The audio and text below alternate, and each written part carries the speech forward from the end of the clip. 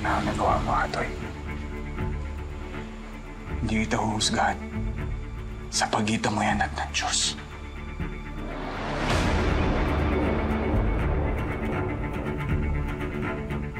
May panahon pa para magbago ka.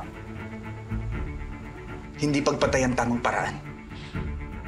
Kung hindi ang katarungan, bakit mo sila dadalhin sa impyerno kaagad? Kung pwede naman nilang danasin muna ang impyerno dito sa lupa. Yung mga naghahari-harian na yan, ang pinakamasakit na parusa para sa kanila, ang tanggalin ang kanilang kalayaan.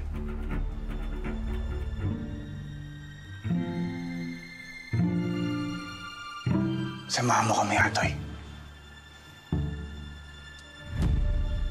Tulungan mo akong bigyan ng katurungan ng aking nanay. Inina ng anak mo. At lahat ng mga biktima ni Balmores at ni Miguel.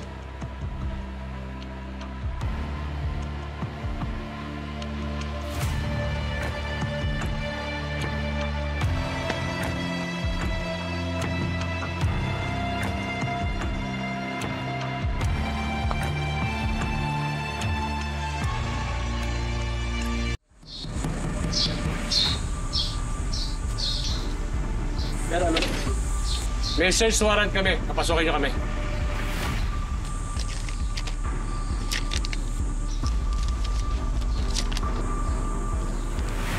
Saglit lang, sir. Kukonsulta muna namin. Papapasukin niyo ba kami o lahat kayo aarestuhin namin sa kasong obstruction of justice?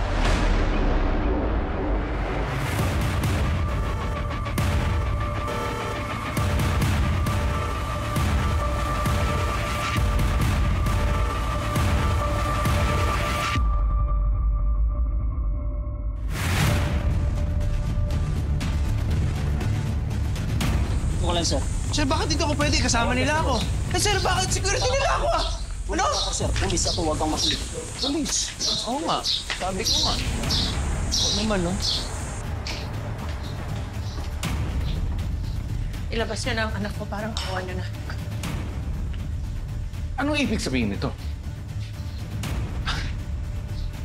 Wala dito si Fatima. What makes you think na itatago namin siya dito? Huwag na kayo magpaang-maangan. Kaya napupuno ng kasamaan ng anak niyo dahil kinukonsente niyo. Dahan-dahan ka sa pananalita mo, Mercy, na sa pamamahay ko kayo. It's okay, Dad. I got this.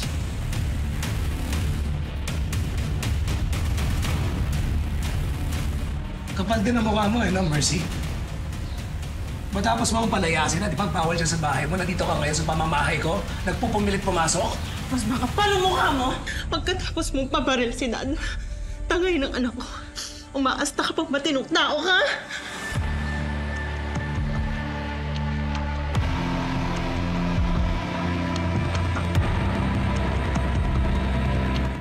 Nagsayang lang kaya ng oras. Sinabi ko na sa inyo, di ba? Kahit baliktarin niyo pa ang bahay ko, wala dito si Fatima.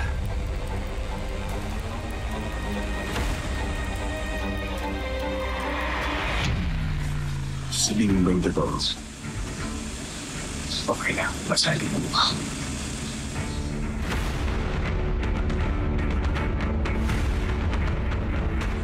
Puro salita lang. Hindi. Hayaan mo siya. Bubugbugin mo ako. Do it. Ang dami kong witnesses, oh. Gawin mo. Do it. Pakita mo sa kanila yung pagkatao mo. Pakita mo sa kanila hindi ka lang violente. Hindi ka lang traitor. Isa kang mamamatay tao. Do it.